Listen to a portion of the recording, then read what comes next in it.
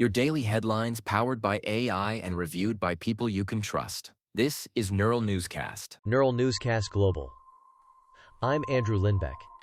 Today is August 28th, 2025. On this day in 1963, an estimated 250,000 people joined the March on Washington for Jobs and Freedom. An inflection point for civil rights and a call to urgent change. What's happening in government today? A political struggle over CDC leadership now sits at the White House, pitting agency independence against political control. Here's Cassandra Joyce with more. A leadership clash reaches the White House. Lawyers for CDC Director Susan Menares say only President Donald Trump can resolve her standoff with Health and Human Services Secretary Robert F. Kennedy Jr., who seeks her removal. Menares' team frames it as a legal test of agency independence. Kennedy argues elected leaders need accountability over public health. Critics warn abrupt removals undermine stability and trust. The White House hasn't announced a decision as discussions continue. This is Cassandra Joyce for Neural Newscast. International headlines coming up.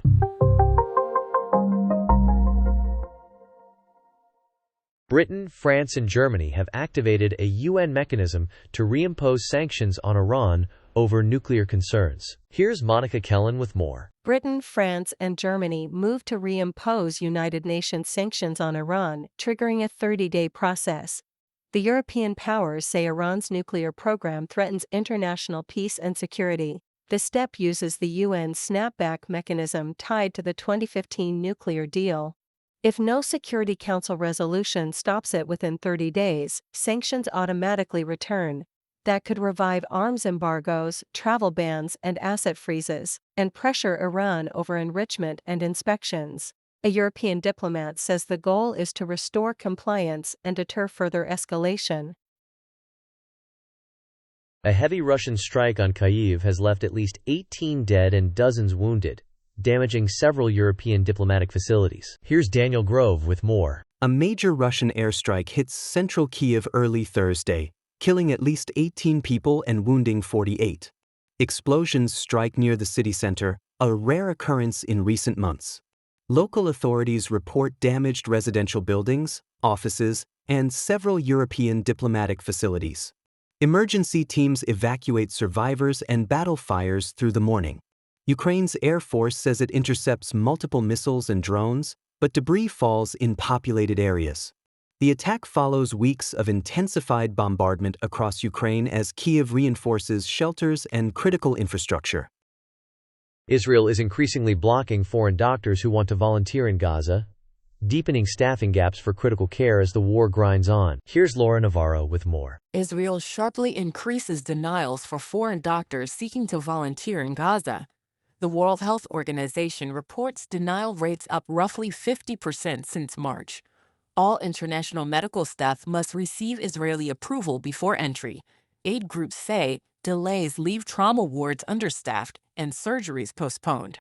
Gaza's health system, strained by months of conflict, relies on outside surgeons and anesthesiologists. Israel cites security vetting, while hospitals warn patients wait longer for life-saving care.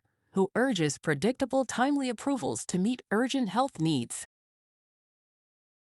New satellite images show catastrophic destruction in Gaza City's Zeitoun neighborhood, underscoring the deepening humanitarian strain. Here's Monica Kellen with more. Satellite images show Gaza City's Zeitoun neighborhood reduced to a wasteland as fighting intensifies.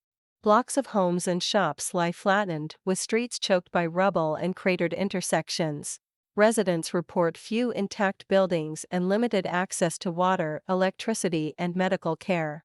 The area sees repeated strikes as Israel widens operations against Hamas positions. Aid groups warn of growing displacement and disease risks as shelters overflow, and say access constraints are compounding needs. The destruction mirrors other northern Gaza districts, underscoring the war's escalating urban toll. This is Monica Kellen for Neural Newscast. Updates from the business world.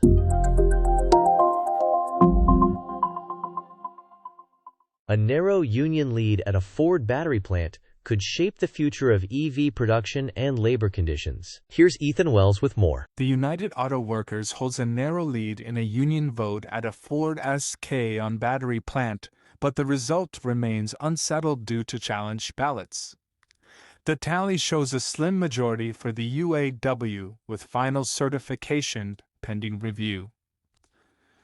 The plant supplies batteries for Ford's electric vehicles, making the workforce crucial to future EV production. A union win could affect pay, scheduling, and training as the industry transitions. Officials expect ballot challenges to be resolved soon, determining whether the UAW formally represents the site. This is Ethan Wells for Neural Newscast. This is NNC Neural Newscast. We're here every day with reliable, fast-paced reporting that combines the speed of AI with the judgment of real people. Find our full archive at neuralnewscast.com. Now, let's explore technology news. An AI company warns its technology is being abused by hackers to carry out cyberattacks and fraud at scale. Here's Kara Swift with more. The maker of Claude says hackers are weaponizing its AI to run cyberattacks and fraud.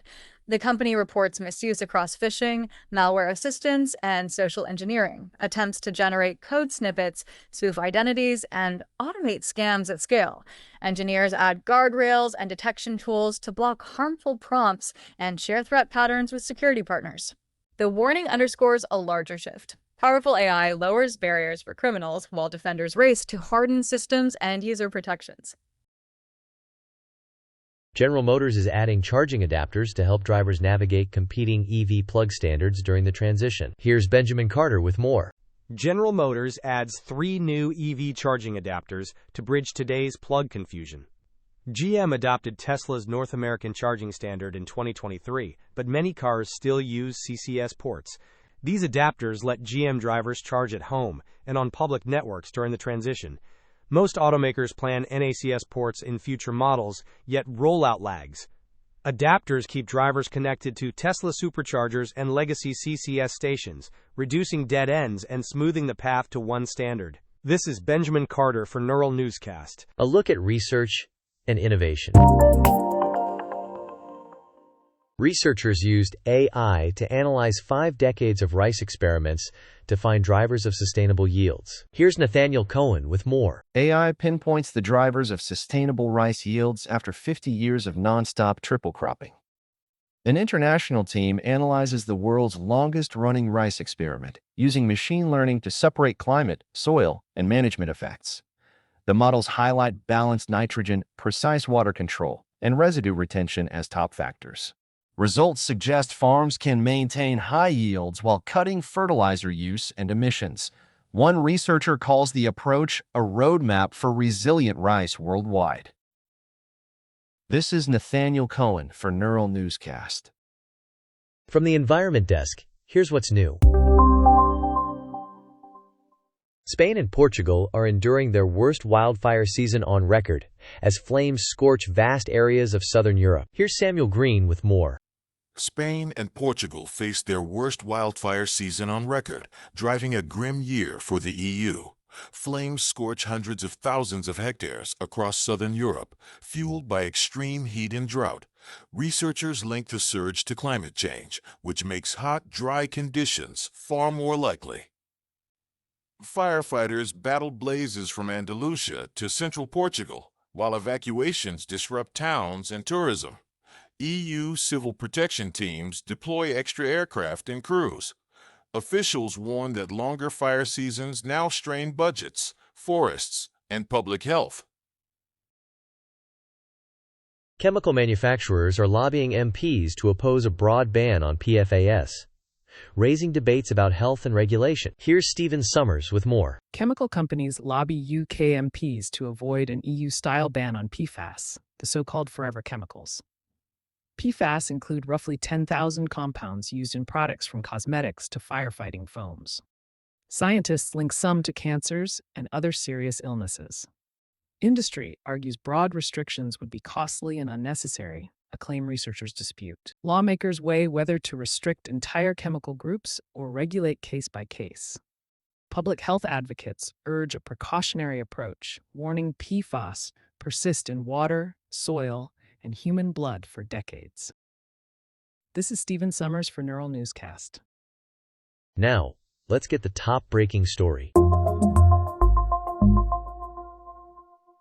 2 children are dead and 17 people injured after a shooting at a Minneapolis Catholic school, prompting a major investigation. Here's Sarah Wheaton with more. 2 children die and 17 people are injured after a shooting at a Minneapolis Catholic school. Police say a gunman fires a rifle through church windows on Wednesday, hitting students gathered for Mass during the first week of school. The attack shatters a morning service and prompts a massive police and medical response. The police chief calls the violence absolutely incomprehensible. Investigators search for a motive and review security footage. Families reunite at nearby sites as counselors assist witnesses. City leaders pledge support and urge patience as the investigation continues. The FBI has labeled the Minneapolis school shooting an act of domestic terrorism driven by anti-religious motives. Here's Sarah Wheaton with more. The FBI calls the Minneapolis Catholic school shooting an act of domestic terrorism with anti-religious motives. Agents say the shooter, identified as Robert, also known as Robin Westman, left an anti-Catholic manifesto and scrawled hate messages on firearms. He opened fire during a school mass, targeting a Catholic community at worship.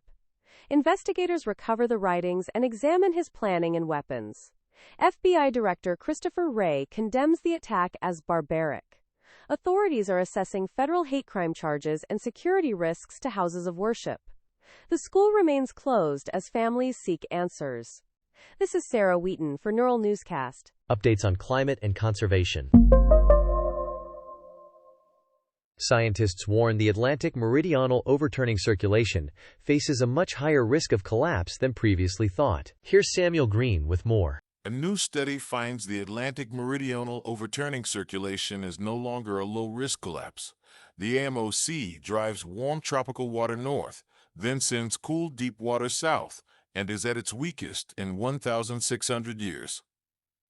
Scientists warn a shutdown would upend weather across Europe, Africa, and the Americas, intensifying heat waves, shifting rainfall, and rapidly raising regional sea levels. Researchers say steep cuts to fossil fuel emissions are urgent to reduce risk. One calls the findings shocking, urging immediate action. This is Samuel Green for Neural Newscast. Now, let's cover the latest in sports.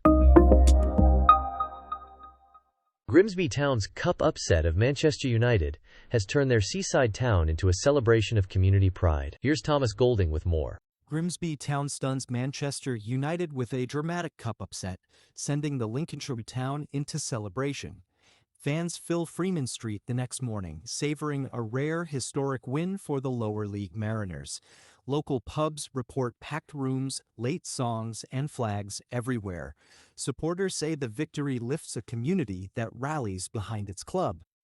The result fuels ticket demand for the next round and renews pride in a storied fishing town. UEFA has completed the expanded 2025-26 Champions League league phase draw, setting a new single-table format. Here's Thomas Golding with more. UEFA completes the 2025-26 Champions League phase draw, setting matchups for 36 clubs. The expanded format replaces traditional groups with a single table and 8 games per team. Each club faces 8 different opponents, 4 at home and 4 away. Top 8 advance to the round of 16. Teams ranked 9 to 24 enter 2-leg playoffs. The new schedule spreads marquee clashes across the autumn, promising more high-stakes nights. This is Thomas Golding for Neural Newscast. Entertainment stories making waves. General entertainment and culture headlines today highlight notable releases and industry moves. Here's Lydia Holmes with more. Studios lock fall slates, a major film festival opens, and 2 chart-topping artists announce new tours.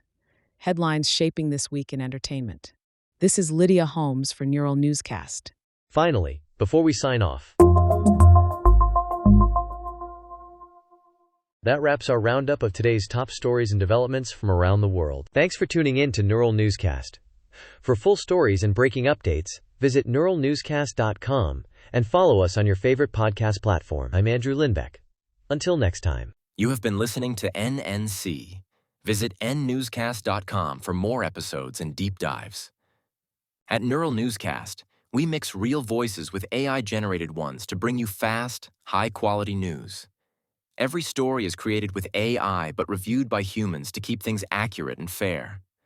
While we do our best to prevent mistakes, AI isn't perfect, so double-check key facts with trusted sources. Want to know more about our AI process? Head to nnewscast.com.